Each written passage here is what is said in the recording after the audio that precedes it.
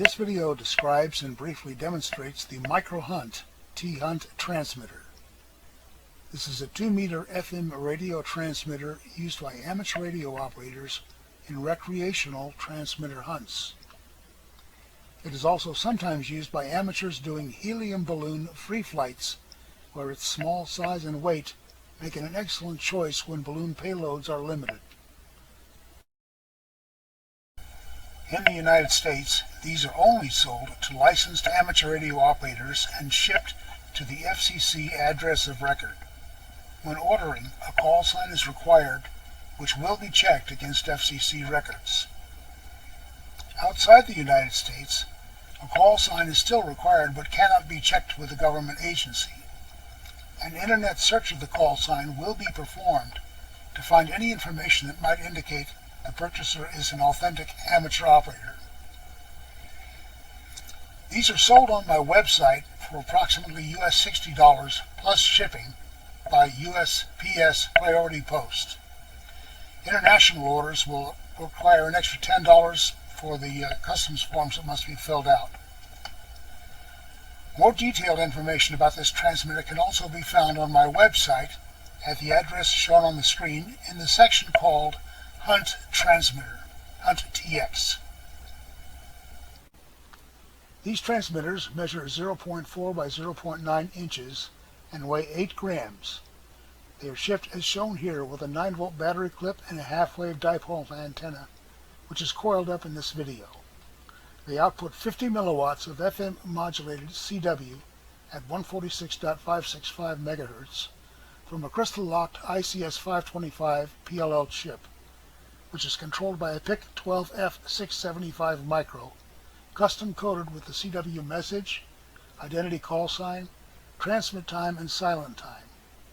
The timing values in CW message cannot be reprogrammed in the field.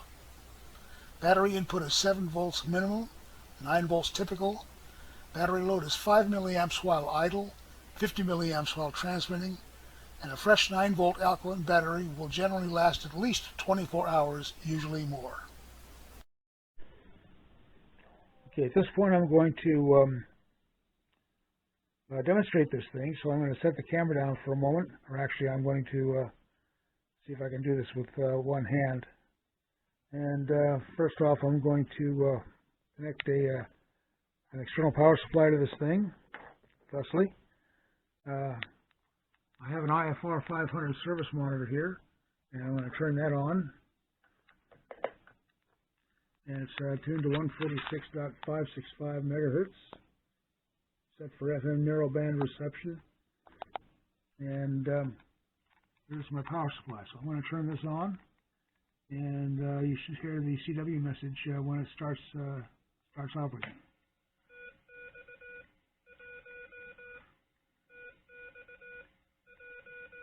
And as you can see, it's drawing about 50 milliamps of current.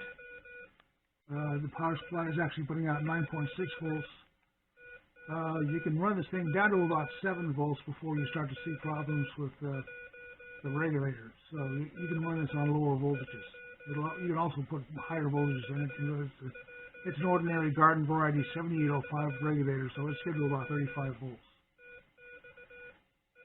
And this is sending this message for about 55 seconds, and it will sign off with my call sign, WB6EYV, and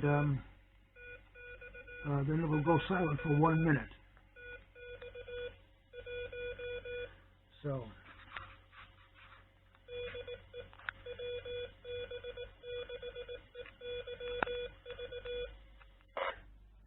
okay, and there it's gone silent for 1 minute. The CW message and the call sign, all that stuff gets custom coded into this big chip before it's assembled and shipped out. So I need that kind of information from anybody that wants to order one of these things. Typically, people buy more than one of these things. These are used in international ARDF hunts, which I will describe later in more detail. But I just wanted to demonstrate that that's what it's doing. Right now it's in idle state. You can see the current is about 10 milliamps. Actually, it's probably less than that, but that's the smallest resolution on this meter. So I ship these things with a frequency error of less than 1 kilohertz. The transmitter chip is rather crude. It's not really designed for radio work, but 1 kilohertz of frequency accuracy is enough.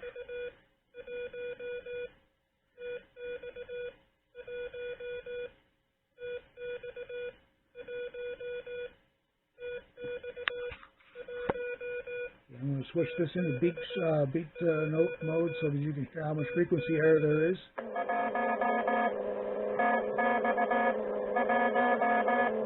And as you can see, in this case, it's actually very close to the frequency. It's probably, I don't know, 100 hertz or so off frequency from 146.565.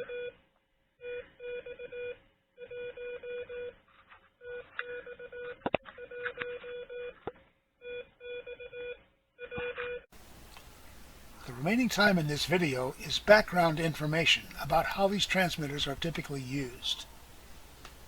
These transmitters were created to promote U.S. training for international ARDF transmitter hunts, which were, and still are, a very big radio sport in Europe. These are highly formalized pedestrian hunts conducted in woodland areas thick with foliage and undergrowth to hide the transmitters and to conceal the hunters from each other.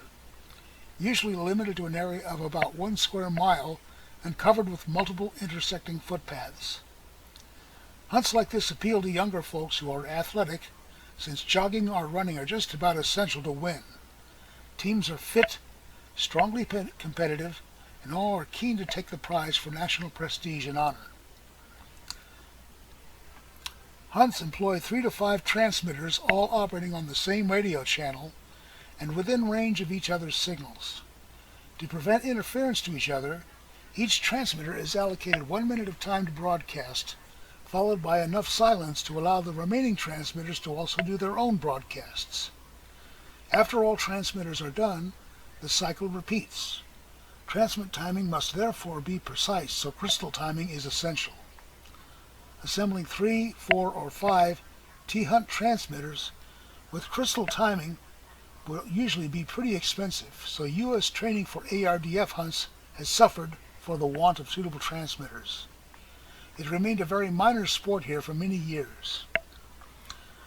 The MicroHunts were specifically made to fill that gap by providing crystal timed transmitters with enough range to allow realistic ARDF training hunts, and cheap enough to allow the purchase of a full set of 5 transmitters to promote ARDF training.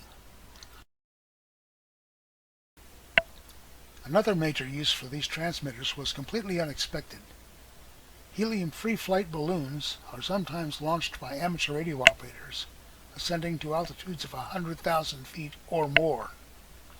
It takes an hour or so to reach that altitude, then the balloon bursts and falls back to Earth. If the payloads must be recovered, they must be found after the landing, and that's not always such an easy thing to do.